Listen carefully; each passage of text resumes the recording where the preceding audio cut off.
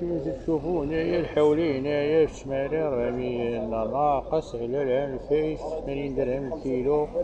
خذوا الدوار هنا شويه والفش كان بالي غاليه شويه، والراس كما تشوفوا الراس هنايا تقريبا 16% لا غير على مسكين كما تشوفوا هنايا. هنا في التميره بالضبط راه رخيص، اللي بغاه مرحبا، ربما غيتلقى مرخص من العام الفايت. هذا مكان كما تشوفوا هنا بالضبط في ماشي القروش وانما في لا القروش بالضبط ديال التماره. كتشوفوا الناس راه تيتقداو هنايا وراه غيتقام عليكم مرخص من العام الفايت. يلاه غالي على مسكين 80 درهم.